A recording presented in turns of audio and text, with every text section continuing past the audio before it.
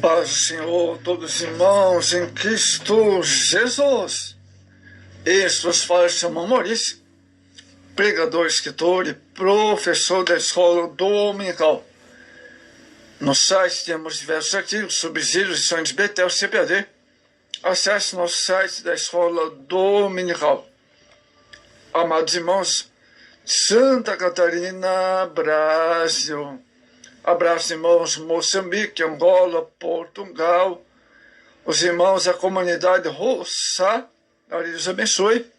Também a comunidade brasileira de Nova York. Estão sempre na audiência, ouvindo a palavra de Deus. Livro do Êxodo, uma série de estudos no livro do Êxodo. As propostas de Faraó para Israel. Êxodo 10, 24. Então Faraó chamou a Moisés. Ide, e disse, ide, servir ao Senhor. Somente fiquem as vossas ovelhas, vacas, vão convosco as vossas crianças. As propostas de Faraó para Israel. As maravilhosas aplicações do livro do Êxodo. Primeira coisa interessante dessa proposta de Faraó é limitando o local de adoração. A primeira proposta de Faraó tinha por objetivo limitar o lugar de adoração do povo de Israel. Ele queria controlar toda a nação de Israel e seu culto. E de sacrificar o vosso Deus nessa terra. Primeira coisa que nós vimos aqui sobre a limitação é a sutileza de Faraó. O povo de Deus não teria liberdade de se cultuar ao Senhor à vista dos egípcios. O Egito era, pois, um país idólatra que tinha deuses, inclusive touros, carneiros, etc. Êxodo 32. Os egípcios jamais deixariam de animais fossem sacrificados ao verdadeiro Deus, pois seria uma abominação para eles se os hebreus matassem os deuses da terra. O povo seria apedrejado. Por isso Moisés reivindica que fosse caminho de 3 dias no deserto para sacrificar ao Senhor. Parece-nos também que Faraó desejava ser participando do culto a Deus, provendo um ecumenismo. Propôs a Moisés que adorasse também os deuses do Egito, e pediu oração orai também por mim, no que foi rechazado pelo servo de Deus. Deus não aceita mistura abominável. Segunda coisa sobre limitando o local de adoração, o verdadeiro culto. O que extraímos da verdadeira prática para a nossa vida espiritual é o processo de adoração ao Senhor. Não podemos restringir nosso culto a um determinado local. A adoração é universal. João 4:20. Também não podemos restringir a operação poderosa do Espírito Santo na vida daqueles que cultuam em espírito e em verdade. Quantos têm se enveredado por uma prática de ser adorador somente nos templos, ou se achar que podem servir a Deus em sua casa? São pessoas desprovidas do verdadeiro sentimento cristão de adoração. Assim como deu uma vida de compromisso com o Evangelho de Cristo, o seu corpo é universal aqui na terra. Hebreus 12, 23. Segunda coisa, controlando o crescimento espiritual.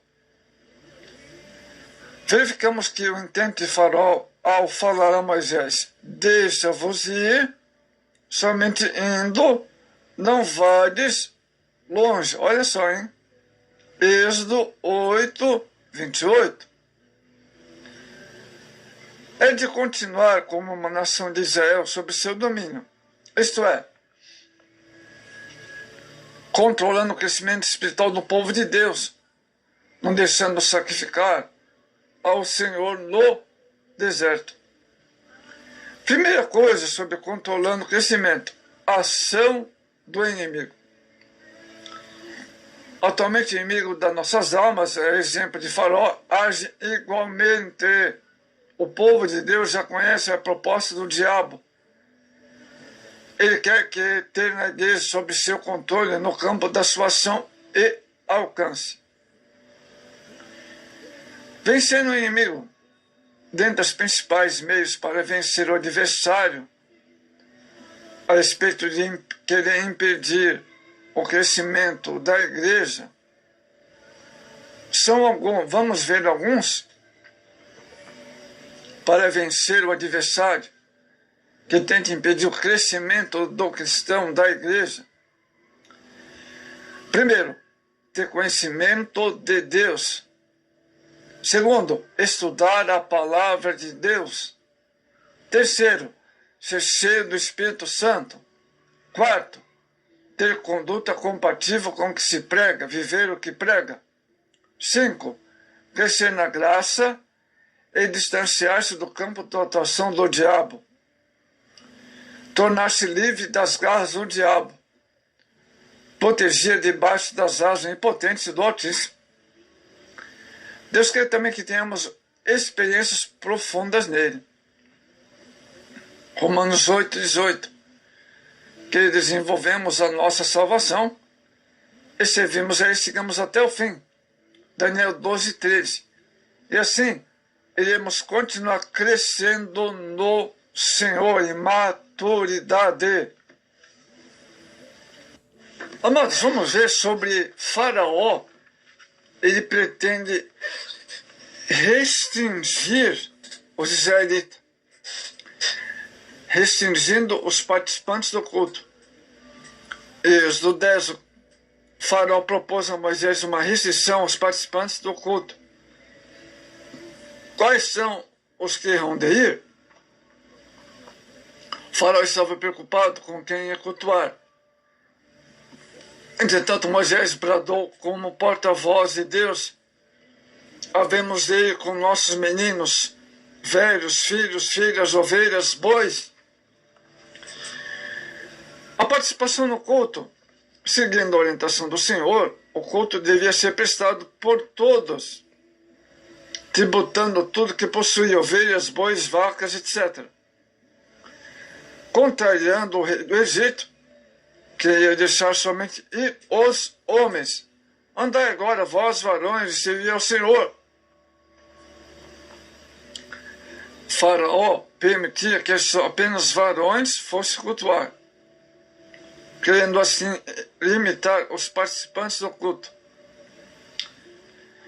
Existem, infelizmente, algumas igrejas onde só varões podem participar do culto. Todos devem adorar, seres animados e inanimados. O culto cristão deve ser participativo de todos, onde todas as idades têm a obrigação de atuarem diretamente na adoração ao Senhor.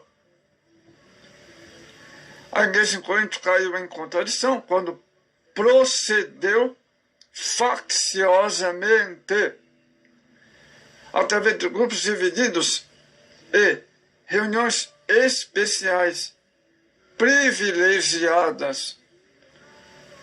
Veja 1 Coríntios 1, o verso 12, o verso 13. Amados, a quarta proposta de Faraó visava desprover o povo de Deus do elemento essencial do culto ao Senhor, a vítima, para os sacrifícios e holocaustos. Somente fiquem vossas ovelhas, vossas vacas. Êxodo 10, os versos 24 e 25. Mas Israel tinha um padrão divino. A palavra do Senhor dissera que Moisés foi: acontecerá que quando saíres, não saireis vazios. Êxodo 3, 21. Israel não poderia deixar nada para trás, nada o que pudesse prender ao Egito. O povo de Deus devia sair da escravidão com todos os filhos de Israel e com tudo que tinha amealhado. Devia cortar toda ligação com a ovelha, com a velha vida. O padrão divino para a igreja. Se para Israel tem um padrão divino, há também para a igreja. Deus fala ainda hoje por meio da sua palavra, Hebreus 1. Ele deseja que conservemos e ofereçamos nossos corpos de santificação como santuário para a sua operação. Segundo Coríntios 6,16. Outro sim, que passemos aqui nas promessas feitas pelo Senhor, reveladas em sua palavra infalível,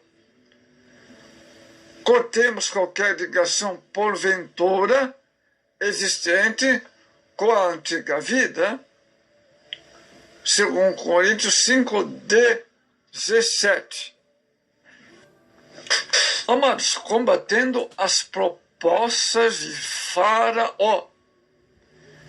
Como podemos combater as propostas prejudiciais ao bom desenvolvimento de adoração e culto ao Senhor? Ora, notemos que tais propostas, nos dias de hoje, traduzem pensamento do inimigo, que é o de atrapalhar o bom andamento do culto. Vejamos, amados, meios eficazes para combater o adversário.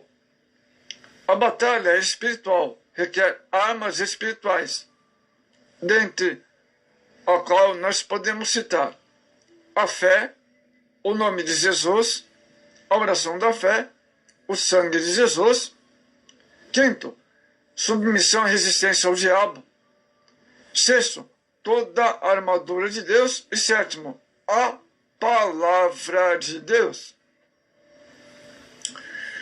Com essas 7 citações, nós podemos combater as propostas de Faraó. Amados, o povo de Deus hoje mais do que nunca precisa estar atento às sutilezas do inimigo quanto ao culto divino. O apóstolo João adverte: amados, não creem em todo espírito, mas provai os espíritos que são de Deus. Devemos buscar o dom de discernir os espíritos, que é muito importante nesta última hora da igreja na terra. Que Deus nos ajude, amados, a rejeitarmos todas as artimanhas, propostas do inimigo para impedir nossa adoração ao Senhor. Vimos as propostas de Faraó, tudo no propósito. As propostas de Faraó é impedir a adoração do povo de Israel no deserto, né? Foram propostas, mas nós podemos combater essas propostas do mal com esses 7 citações que nós falamos: a fé, o nome de Jesus, a oração, o sangue de Jesus, submissão e resistência ao diabo, toda a armadura de Deus e a palavra de Deus, que combate todo o mal, toda a proposta. Podemos citar a palavra de Deus diante das propostas do mal para impedir a nossa adoração, querendo limitar a nossa adoração, querendo impedir nosso crescimento espiritual, querendo restringir os participantes, né? E não misturar coisas do mundo na adoração a Deus. Não podemos misturar ritmos profanos de hinos. Não se pode misturar ritmos profanos desaprovados pela palavra de Deus no culto ao nosso Deus,